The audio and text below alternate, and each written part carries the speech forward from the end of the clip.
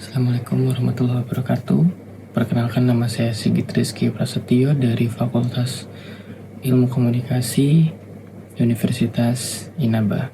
Hari ini saya ingin mengerjakan ujian tengah semester mata kuliah Psikologi Komunikasi.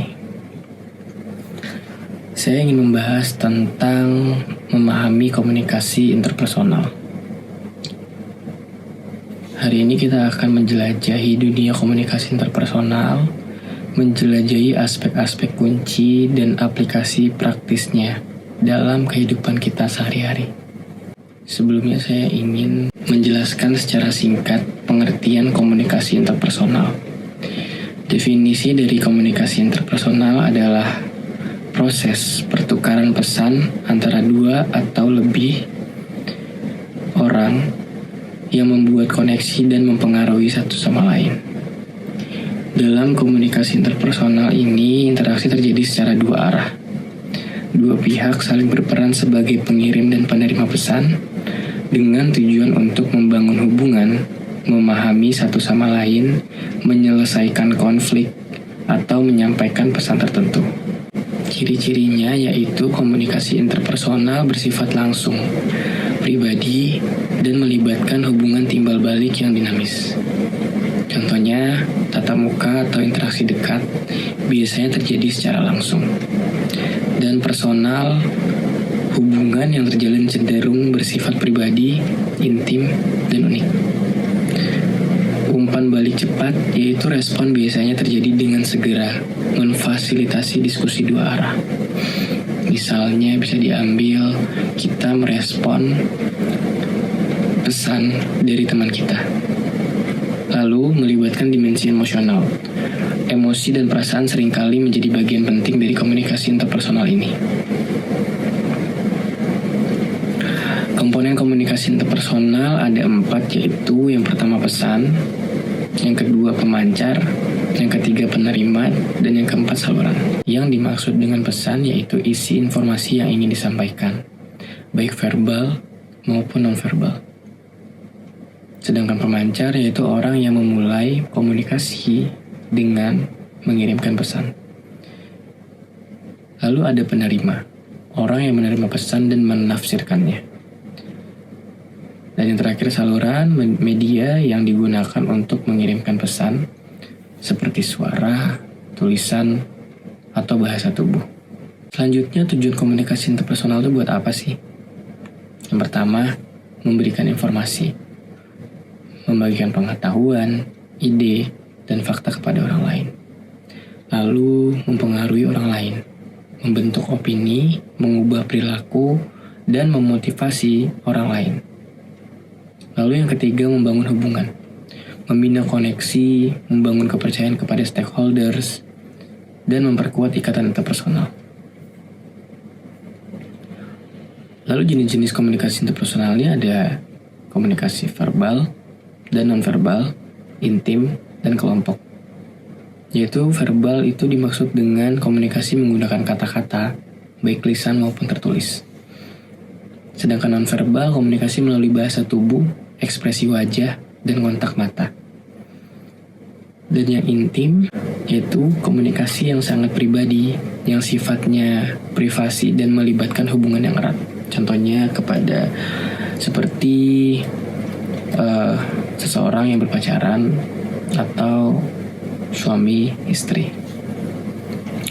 Lalu ada kelompok, komunikasi yang terjadi di antara anggota kelompok kecil, seperti organisasi dan lain sebagainya. Lalu apa sih hambatan dalam komunikasi interpersonal ini? Yang pertama, sering kita ketahui kesalahpahaman. Interpretasi yang berbeda terhadap pesan dapat menyebabkan konflik. Interpretasi itu sama dengan miskomunikasi. Lalu gangguan fisik. Suara bising atau gangguan lainnya dapat mengganggu proses komunikasi. Dan yang ketiga, perbedaan budaya. Nilai dan norma budaya yang berbeda dapat menyebabkan kesalahpahaman. Komunikasi interpersonal ini juga ada teknik yang efektif, yaitu berlatih empati. Cobalah untuk memahami perspektif orang lain, tunjukkan bahwa kita memahami perasaan atau pandangannya. Seperti yang kita bahas tadi, komunikasi ini adalah dua arah, tidak boleh satu arah. Lalu, aktif mendengarkan. Banyak orang di luar sana hanya ingin didengarkan ketika mereka ada bermasalah atau ketika sedang merasa hari-harinya berat. Beberapa dari mereka itu cuma butuh untuk didengarkan, dan sebagian orang tidak mengerti akan hal itu. Yaitu perhatikan dengan seksama juga apa yang dikatakan orang lain dan berikan bahasa tubuh yang positif untuk meresponnya. Dan yang ketiga, berikan mereka umpan balik. Berikan tanggapan yang jelas dan konstruktif. Berikan tanggapan yang relevan, baik berupa pertanyaan, klarifikasi, atau komentar. Kenapa sih komunikasi interpersonal itu penting? Karena yang pertama itu adalah hubungan interpersonal, membina dan memperkuat hubungan dengan orang lain. Yang namanya komunikasi itu tuh harus, karena di dalam hidup kita tuh pasti berkomunikasi dengan orang lain. Dan yang kedua, sukses profesional, meningkatkan kolaborasi dan kerja tim. Jadi komunikasi yang baik juga menentukan goals dari tim tersebut. Dan keharmonisan sosial, membangun masyarakat yang lebih toleran dan damai. Contohnya seperti RT RW setempat yang kompak untuk melakukan gotong royong itu diinisiasi oleh satu orang yang komunikasinya aktif di dalam circle tersebut. Itu kenapa komunikasi interpersonal itu sangat penting dalam kehidupan. Lalu ada contoh-contoh penerapan komunikasi interpersonal. Kalau contoh untuk pertemuan bisnis, berkomunikasi dengan klien dan kolega, itu bersifat formal dan kita harus mencocoki dengan situasi meeting dengan stakeholders atau klien. Lalu yang kedua ada percakapan sehari-hari. Ini seperti kita berinteraksi dengan keluarga kita atau teman kita atau pasangan kita. Lalu presentasi, menyampaikan ide dan gagasan dengan jelas.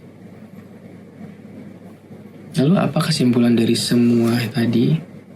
Intinya komunikasi personal memainkan peran penting dalam kehidupan kita. Dengan memahami prinsip-prinsip dasarnya, kita dapat membangun hubungan yang lebih kuat, mencapai tujuan profesional, dan menciptakan masyarakat yang lebih harmonis. Sekian. Terima kasih. Wassalamualaikum warahmatullahi wabarakatuh.